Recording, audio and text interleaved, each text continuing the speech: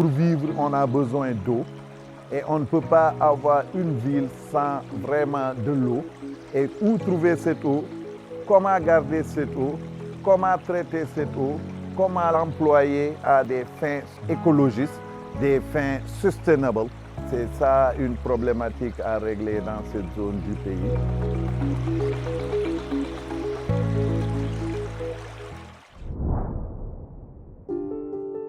Située à 150 km à l'est de la capitale nationale Dakar, la région de Diourbel appartient au bassin arachidier centre.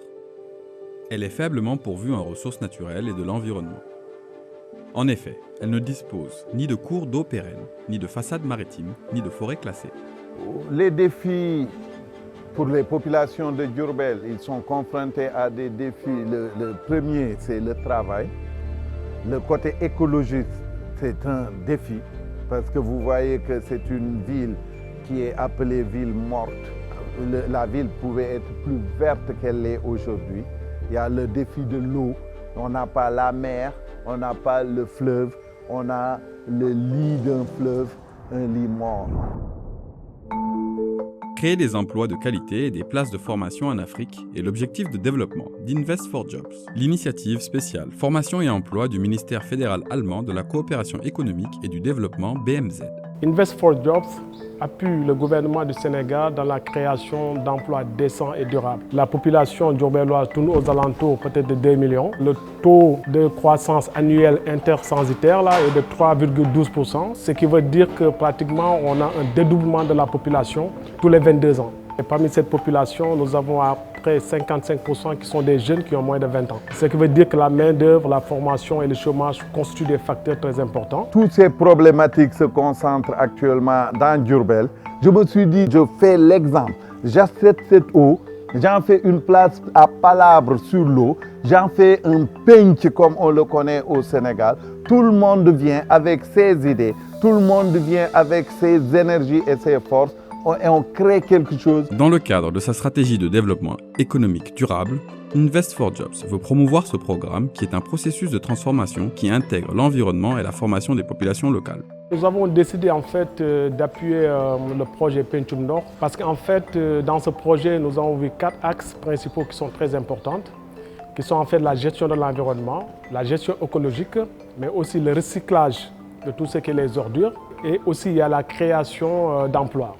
Les bénéficiaires de cet engagement sont les jeunes qui vont bénéficier des formations dans différents processus, tels que les tri des déchets, la gestion des eaux usées, la production de déchets organiques, la culture maraîchère, l'écotourisme, l'éducation à l'environnement et les activités artisanales.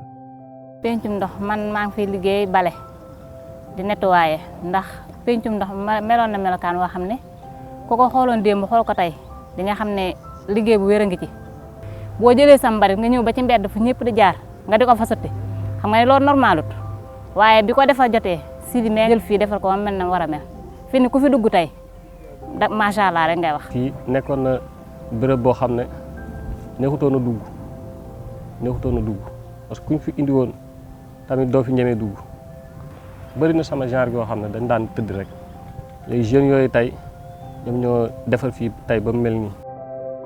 Avec des volontaires, nous sommes parvenus à éradiquer le dépotoir, utiliser le substrat pour nourrir nos plantes. Nous avons des radis qu'on ne trouve pas dans notre zone. Nous avons de la betterave. Nous avons tout ce qui est espèces aromatiques pour nous aider sur le traitement phytosanitaire. Nous avons de la tomate, de laitue et puis des espèces ornementales. Ici, en fait, nous sommes en train de développer une technique culturelle respectueuse de l'environnement. C'est des techniques de culture hors sol. Pourquoi? Parce que nous sommes près de l'eau et cette eau stagne, insalubre, impropre à la production. La terre est infertile. Voilà, c'est comme ça que nous avons imaginé. Élever un peu tout ce dont la plante a besoin. De la fumure organique, un peu de compostage et respecter surtout le traitement phytosanitaire. C'est quoi? Ne pas mettre des produits qui nous ruinent, qui nous tuent, qui nous empoisonnent. Nous avons éradiqué complètement le problème de l'engrais phytosanitaire. Et nous travaillons ici avec des biopesticides, des biofertilisants, avec une terre aussi qui est saine. Le substrat utilisé est issu d'un dépotoir de plus de 30 ans. Si nous voulons vivre, si nous voulons que le monde vive, il faut que nous respections l'eau, il faut que nous faisions quelque chose pour l'eau. J'ai commencé et j'invite le monde entier à travailler comme moi dans ce sens.